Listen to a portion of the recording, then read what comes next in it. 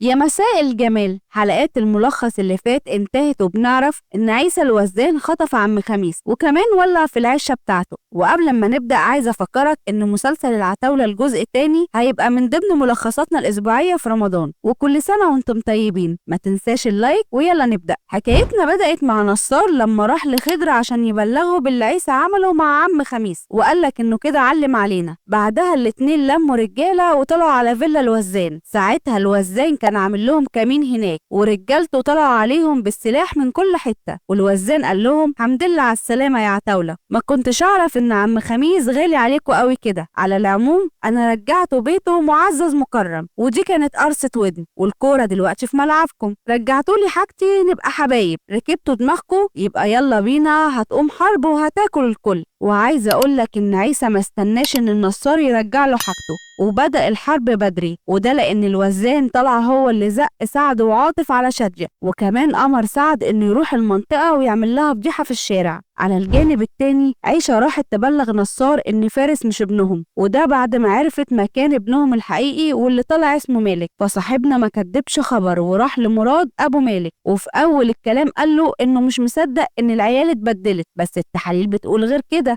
فأنا جيت لك عشان نوصل لحل. فالتاني قال له انت شايف المستوى اللي مالك عايش فيه، ومش معقولة اسيبك تاخده مني كده. وقتها نصار قال لك انا اللي اعرفه ان لو مالك ابني انا هعمل اي حاجة عشان ما يحتاجش المخلوق، واديني جيت لك واتكلمت معاك بالاصول. تاخد مفاجأة؟ فرج فاق من الغيبوبة، ولما الوزان سأله مين اللي عمل فيك كده، التاني قال له حنة بنت فتحية مراتي. ساعتها الوزان قال لك دي أحلى كلمة قلتها يا فرج، وكمان آخر كلمة، وكتم نفس فرج لحد ما مات. على زاوية تانية خضر راح لنصار المطعم وقال له بقى بعد ما كنت بتاكل شهد من شغلانتنا واقف في الشارع بتبيع سندوتشات بس ملحوقة، أنا عندي ليك عملية في السهل الممتنع منه واعتبرها ماتش اعتزالك. فصاحبنا قال له أنا دقت طعم الحلال وتبت عن سكة الحرام، ويا ريت انت كمان تعمل زيي. ولو بصينا على عيشة هنلاقيها قاعدة مع يسرى مامة مالك، وده بعد ما التحاليل أكدت إن مالك ابن عيشة ونصار. وقتها يسرى قالت لك إذا كان إحنا يا كبار مش فاهمين اللي بيحصل ما بالك العيال الصغيرة.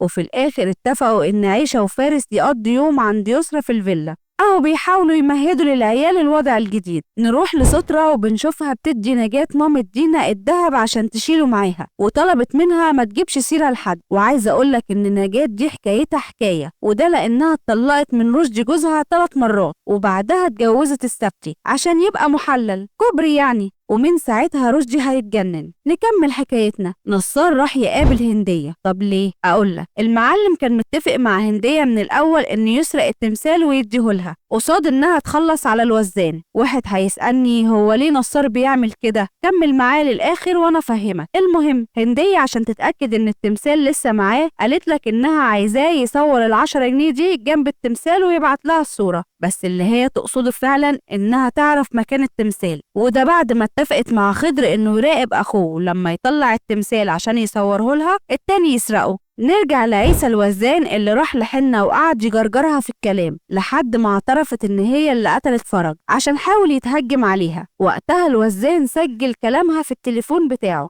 وقال لها خلي جوزك يرجع عن اللي في دماغه ويرجع لي حاجتي، يا اما عشماوي هيعوزك في ميتنج قريب، باي من غير سلام. في الناحيه التانيه خضر نفذ تعليمات هنديه بالملي ووصل لمكان التمثال، بس المفاجاه ان النصار اشتغلهم هما الاتنين وطلع عامل تمثال مضروب، وهو ده اللي خضر سرقه. عيشة من زاويتها أخدت مالك يقضي معاها يوم في شارع العتاولة عشان ياخد على الجو، بس الولد يعني ما كانش مستوعب اللي بيحصل وساب ايديها وطلع يجري، وهوب جت عربية وخبطته ويلا بينا على المستشفى. في نفس الوقت سعد راح لشادية عند البيت وفضحها بالورق العرفي اللي معاه. وقتها حصل حاجة غريبة، وهي ان عاطف اتعارك معاه في نص الشارع. ما تفهمش ده جزء من الخطة ولا هو بدأ يحب شادية بجد، اكيد هنعرف في الاخر. وقتها سترة قالت لسعد خلاص عملت النمرة بتاعتك، قابل بقى اللي جاي. الوزان من زاويته طلب يقابل نصار وسمعه التسجيل بتاع حنة وهدده يا اما يجيب التمثال بتاعه يا اما يترحم على حبيبة القلب واللي في بطنها. ما انا نسيت اقولك ان صاحبتنا دلوقتي حامل. وبعدها الوزان نزل من الفندق، وفي كلمة الا كلمة 2 راكبين موتوسيكل ضربوه بالنار، لكن الوزان طلع منها سليم والرصاصة جت في كتفه.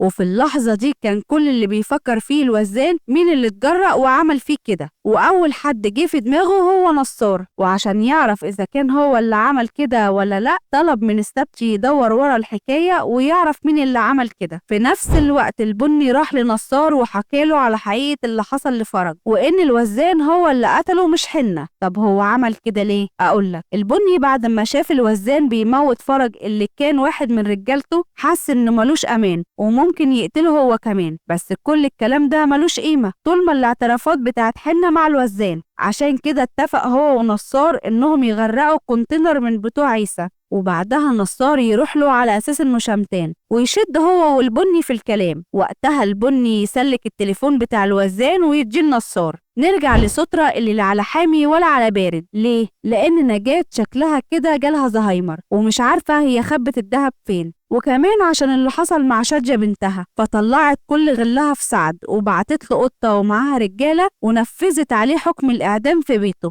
على الجانب التاني السبتي بلغ الوزان ان اللي ضربوه بالنار قصاد الاوتيل شغالين عند هندية مرات الدخخني، وزودها وقال له ان البني بيقابل نصار وبينقل له اخبارك. وده اللي خلى الوزان يجيب البني ويعلقه حرفيا، وقال له انا هعمل حساب خدمتك ليا السنين اللي فاتت ومش هقتلك، تلزم بيتك، ولو هفك الشوق وخرجت منه انا هقطع لك رجلك. نرجع لعيشة والست يا عيني هتتجنن بعد موت ملك ابنها، وكمان فارس راح من ايديها. وعايزه اقولك ان من وجهة نظرها ان نصار هو السبب في كل اللي حصل لها، عشان كده راحت للوزان وقالت لك انها موافقه تتجوزه، وكان شرطها ان الفرح يتعمل في شارع العتاوله، وكمان يجيب لها حق ابنها اللي مات من نصار ويرجع لها فارس. بمعنى اصح صاحبتنا مفكره عيسى الوزان الفانوس السحري. اما سترة فطلبت من استبتي انه يدور في بيت نجاة على شنطه الذهب بتاعتها، وده بعد ما حاولت كتير انها تعرف مكان الشنطه بس من غير فايده. والمفاجأة يا معلم إن لما استبتي راح البيت بنكتشف إن هو عارف مكان الذهب ومتفق هو ودينا بنت نجاة إنهم ياخدوه ويهربوا، وكمان حبسوا نجاة في الشقة لما قالت لهم إنها افتكرت مكان الذهب. بس يا ترى إيه اللي هيحصل بالظبط؟ كمل معايا وإنت هتعرف. على زاوية تانية الوزان وعيشة بيفكروا إزاي ينتقموا من نصار. وقتها الوزان قال لعيشة عارفة إيه أكتر حاجة توجع نصار؟ فالتانية قالت له حنة واللي في بطنها، فرد لا عم خميس وانت اللي هتخلصي عليه.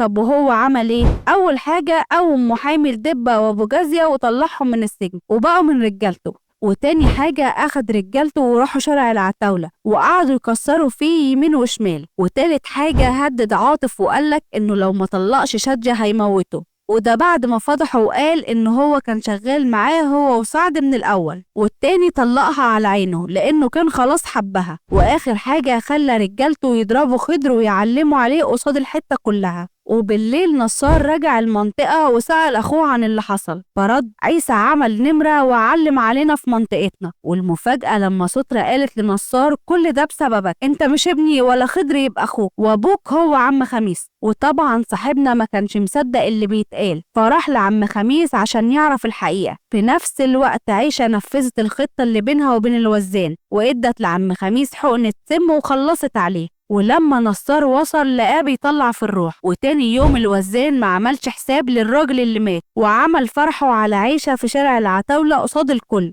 نرجع للسبتي اللي أخد نجاة ودينا وحبسهم في حتة بعيدة عن المنطقة قبل ما نجاة تفتكر حاجة عن الذهب وتفضحهم. وهوب رشدي ونصار وخضر وصلوا المكان ده، وطلع يا معلم نصار هو اللي متفق مع السبتي على كل الحكاية دي من الأول، وكمان نجاة لا عندها زهايمر ولا حاجة، والنمرة دي كلها اتعملت عشان نصار ياخد الذهب وكمان يبقى درس لرشدي. نرجع لعيشة اللي راحت لنصار وقالت لك انها ندمانة على اللي عملته وعايزاه يسامحها، بس الحقيقة انها متفقة على اللعبة دي مع الوزان عشان بعد كده تستفرد بشادية والوزان يجيب نسوان يضربوها لحد ما تسقط اللي في بطنها. ولما العتاولة سمعوا صريخ اختهم طلعوا يجروا ورا الوزان بالعربية، وغرزة يمين وخبطة شمال عربية الوزان دخلت في الرصيف وولعت. وبعدها الشرطة قبضت على عيشة بتهمة قتل عم خميس، وكمان بنعرف ان نصار سلمهم التمثال. ولما خضر سأله عن الذهب قالك انه اتبرع بيه الجمعية خيرية.